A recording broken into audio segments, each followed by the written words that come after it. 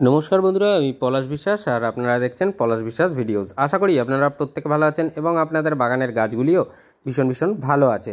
বন্ধুরা, থাম্বনেল আর টাইটেল থেকে বুঝেই গেছেন যে আজ কোন বিষয় নিয়ে আলোচনা করতে চলেছি। হ্যাঁ বন্ধুরা, ভীষণ গুরুত্বপূর্ণ সময় এই অপরাজিতা ফুল গাছের অক্টোবর মাসে কি পরিচর্যা করতে হবে, কিভাবে স্টেপ বাই স্টেপ আজকে কিন্তু বলে দেব। এবং গাছটি এই রকম ঝোপালো হবে, সুন্দর হবে, ফুটবে প্রচুর ফুল। তো কোন পরিচর্যায় সেটাই আজকের দেখাবো। একেবারে স্কিপ না করে ভিডিওটা সম্পূর্ণ দেখার অনুরোধ রইল। প্রতিদিন সন্ধ্যে 6টায় বাগান সংক্রান্ত ভিডিও কিন্তু আমার চ্যানেলে আসে, তাই বলবো যারা নতুন ভিউয়ার্স এখনও চ্যানেলটি সাবস্ক্রাইব করেননি সাবস্ক্রাইব করে রেখে দিন, নাহলে কিন্তু প্রত্যেকটা পরিচর্যা আপনারা মিস করে যাবেন। এবং সহজে বাগান করতে গেলে আপনাকে দেখতেই হবে পলাশ বিশ্বাস ভিডিওস, আর অবশ্যই শেয়ার করে দিন সকল বাগানপ্রেমী বন্ধুদের মাঝে, যাতে সবাই মিলে আমরা বাগান করতে পারি, পৃথিবীটাকে সবুজায়নে ভরিয়ে তুলতে পারি। তো অক্টোবর মাসে আমরা খাবার দেব টবের মাটিতে। এই খাবারটা আমরা অক্টোবর মাসে কিন্তু 15 দিনের গ্যাপে দ্বিতীয়বার রিপিট করব। অর্থাৎ বন্ধুরা বুঝতেই পাচ্ছেন যে কিভাবে পরিচর্যাটা করতে হবে। গাছ কিন্তু অপরাজিতা গাছ ড্রাই মাটি কখনোই পছন্দ করে না, যেটাকে শুকনো মাটি বলে। তাই যে ময়েশ্চার, হালকা ময়েশ্চার মেনটেন করবে এরকমভাবে টবের মিডিয়া সবসময় রাখতে হবে। মাঝে মাঝে বৃষ্টি হচ্ছে, মাঝে মাঝে টানা রোদ দিচ্ছে, গাছের গোড়ার মাটি কিন্তু হার্ড হয়ে যাবে। তাই খুঁচিয়ে রাখবেন, খুঁচিয়ে রেখে সুন্দরভাবে জল দিয়ে দেবেন, তাহলেই দেখবেন গাছ ভালো থাকছে। আর অবশ্যই টবের মাটি যেহেতু, টবের মধ্যে গাছ যেহেতু সীমিত জায়গা, শিকড় বেশি ছড়াতে পারে না। যেগুলো জমিতে থাকে গাছ, তারা কিন্তু যেখানে খুশি শিকড় ছাড়িয়ে দেয়, অবাধ বিচরণ তাদের, সেখান থেকে খাবার সংগ্রহ করে নেয়। কিন্তু টবে গাছ করতে গেলে আমাদের মান্থলি খাবার দিতে হবে, যে মিক্সড খাবার, সেটা কিন্তু আমাদের গাছে দিতে হবে। এবং অবশ্যই খাবার পরিবর্তন হয় ঋতু অনুযায়ী। তো এই যে গাছ দেখছেন ফুলে রয়েছে ভরে, তো এই খাবারটাতে আমি কিন্তু এই গাছটিতে কিন্তু আমি খাবারটা প্রদান করব। আর গাছের পাতার মধ্যে দেখছেন একটা সাদা সাদা ছোপ ছোপ দাগ ধরছে, অর্থাৎ কীটনাশকের ব্যবহার করতে হবে গাছে। এবং সঠিকভাবে করতে পারছি না, কারণ বৃষ্টির কারণে সময় সেভাবে হয়ে উঠছে না। তো তার মধ্যেই কীটপতঙ্গের আক্রমণ কিন্তু শুরু হয়ে গেছে। আর অবশ্যই ম্যাগনেসিয়ামের ঘাটতি এই সময় কিন্তু দেখা দেবে এই অপরাজিতা ফুল গাছে। তাই ম্যাগনেসিয়ামের ঘাটতিও পূরণ করতে হবে। পরপর বলবো, একদম সেইভাবে কেয়ারটা করবেন, দেখবেন আপনার গাছ কোনোভাবে ফুল দেওয়া মতো বন্ধ করবেই না। তার পাশাপাশি প্রচুর পরিমাণে কুঁড়ি আসবে এবং পাতা চকচকে সবুজ হয়ে থাকবে। তো আজকে যে পরিচর্যাটা দেখাচ্ছি সেই পরিচর্যাটা করুন। এই গাছটার উপরেই করছি, কারণ এই গাছটা একটু বেশি আক্রান্ত হয়েছে, সেটা পোকামাকড় দ্বারা বলুন বা ম্যাগনেসিয়ামের ঘাটতি বলুন, যেটাই হোক না কেন। তো সেই জন্য এই গাছটার উপরে দেখাবো পরিচর্যা। আর সব সময় একটা জিনিস মাথায় রাখবেন, যে গাছের এই অপরাজিতা গাছ কিন্তু লতানে প্রকৃতির যেহেতু, সেই হেতু আমরা যদি টবে করি, তাহলে যদি ঝোপালো করে রাখতে চাই বা স্ট্যান্ড করে রাখতে চাই, একটু সময় সাপেক্ষ ব্যাপার। সময় আপনাকে দিতে হবে গাছের কাণ্ডটা মোটা হওয়ার জন্য। আর সেই কারণে মাথার যে ডালগুলো বেরোচ্ছে, যে আকর্ষগুলো বেরোয়, সেই গাছটিকে সেই আকর্ষগুলোকে আমাদের কেটে দিতে হবে, অর্থাৎ পিঞ্চ করে দিতে হবে। আর এইরকম সাপোর্ট দিয়ে রেখে দেবেন, দেখবেন মোটামুটি বছর খানেকের মধ্যে একটা সুন্দর শেপ নিয়ে নেবে আপনার গাছ। ঠিক এইভাবে যেভাবে নিচ্ছে আমার গাছটা দেখছেন, এই গাছটা আমি প্রথম থেকেই দেখিয়ে যাচ্ছি দর্শক বন্ধুদের, কারণ এই গাছটার উপরেই আমি পরিচর্যা প্রতি মাসেরই প্রায় করে দেখাচ্ছি। তো আপনারাও করবেন, দেখবেন সুন্দরভাবে দাঁড়িয়ে থাকবে স্ট্যান্ড হয়ে গাছ। অপরাজিতা গাছ ঝোপালো তো হবেই, তার পাশাপাশি লতিয়ে যাওয়ার প্রবণতাটা কিন্তু সেভাবে থাকবে না। তো মিডিয়া যারা নতুন বসাবেন অপরাজিতা গাছ এনে, তাদের জন্য বলে দিই, গার্ডেন সয়েল যে মাটি আপনার কাছে আছে একটা টবের অর্ধেক নিয়ে নেবেন, বা অর্থাৎ 50%। তার সাথে 40% নিয়ে নেবেন কম্পোস্ট, যে কোনো কম্পোস্ট, সেটা ভার্মি কম্পোস্ট হতে পারে, পাতা পচা সার হতে পারে। আর যদি গোবর সার নেন বা কাউডাং কম্পোস্ট যেটাকে বলা হয়, সেটা আপনারা 1 বছরের পুরনো নেবেন। তাহলে 90% একটা টবের ভরে গেল। আর ফাঁকা যে 10% পড়ে থাকবে, সেটা বিল্ডিং কনস্ট্রাকশনের লাল মোটা দানার বালি নিয়ে 3-4 বার ধুয়ে নেবেন, নোনা অংশটা ধুয়ে বেরিয়ে যাবে। সেই বালি, মাটি, ভার্মি মিশিয়ে আপনারা অপরাজিতা গাছের মাটি করে ফেলবেন। তো শুকনো ফুল রাখা যাবে না গাছে। আর অবশ্যই মাথার যেগুলো আকর্ষ যেগুলো আছে, ডাল লতিয়ে যাওয়ার প্রবণতা, সেগুলোকে ঠিক এইভাবে কেটে নেবেন পিঞ্চ করে। তাহলে কিন্তু দেখবেন যে গাছ যে লতিয়ে যাওয়ার প্রবণতা, সেটা তো থমকে যাবে। তার পাশাপাশি কিন্তু সাইড থেকে আরও ব্রাঞ্চ আসবে, আর যত বেশি ব্রাঞ্চ আসবে গাছটা তত ঝোপালো হবে এবং তত বেশি সংখ্যক ফুল আপনারা পেয়ে যাবেন ছোট্ট জায়গার মধ্যে। তো এই ছোট্ট জায়গায় অপরাজিতা গাছে প্রচুর ফুল পেতে গেলে আপনাকে এই পরিচর্যা যেটা দেখাচ্ছি করতেই হবে। তো টবের মাটিতে খাবার দেব, মাটিটাকে হালকা করে খুঁচিয়ে নিতে হবে।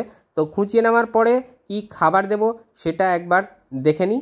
আর অবশ্যই অর্গ্যানিক খাবার দেওয়ার চেষ্টা করবেন, ভীষণ ভালো রেজাল্ট কিন্তু পাওয়া যায় অপরাজিতা ফুল গাছ থেকে অর্গ্যানিক খাবার দিলে। তো মাটি খুঁচিয়ে নিয়েছি দেখছেন, টবের মাটিতে আগাছা কোনোভাবে জন্মাতে দেবেন না, তুলে পরিষ্কার করে দেবেন।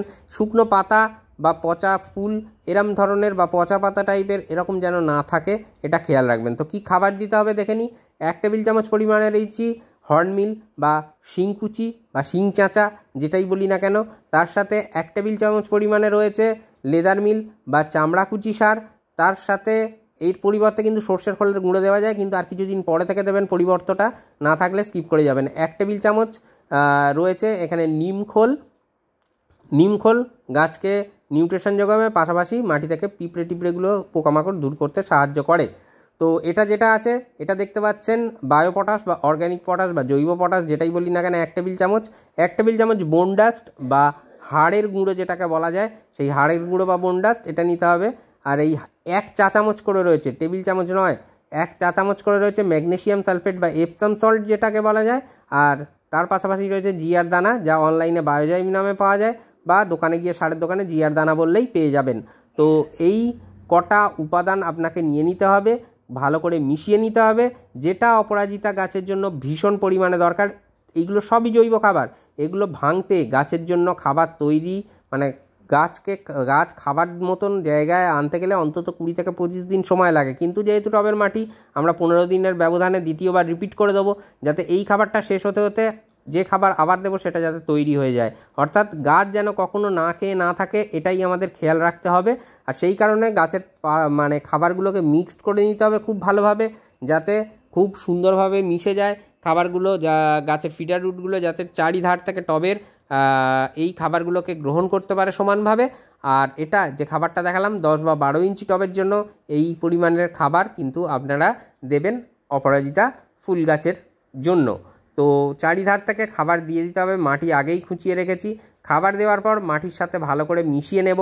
আর হ্যাঁ, অপরাজিতা গাছ কিন্তু সূর্যের আলো পছন্দ করে, তাই যেখানে আপনার বাগানে যেখানে সর্বোচ্চ সময় ধরে সূর্যের কিরণ পড়ে সেই স্থানে গাছটিকে রাখবেন। হ্যাঁ, তবে যে চড়া রোদ, যেটা ডিরেক্ট সানলাইট যাদের নেই, মানে অনেকে ধরুন বারান্দায় করছেন, সেই বারান্দায় রাখলেও কিন্তু এই গাছ খুব ভালোভাবেই গ্রো করবে। অর্থাৎ অনেকে বলেছেন যে ব্যালকনিতে করলে গাছ অপরাজিতা গাছে ফুল পাবো কি না, হ্যাঁ পাবেন, তবে সূর্যের আলোটার প্রয়োজন আছে। একেবারে সারাক্ষণ ধরে যে চড়া রোদ চড়া সূর্যের আলো পড়ে যাচ্ছে, যেটা গ্রীষ্মকালে বারণ করেছিলাম, সেই রকম জায়গায় রাখবেন না এখন। অর্থাৎ এই বর্ষা শেষ ধরুন প্রায়, তো এই সময় দাঁড়িয়ে আপনারা কিন্তু সানলাইটেই রাখবেন, ফুল সানলাইটে, গাছ ভালো থাকবে।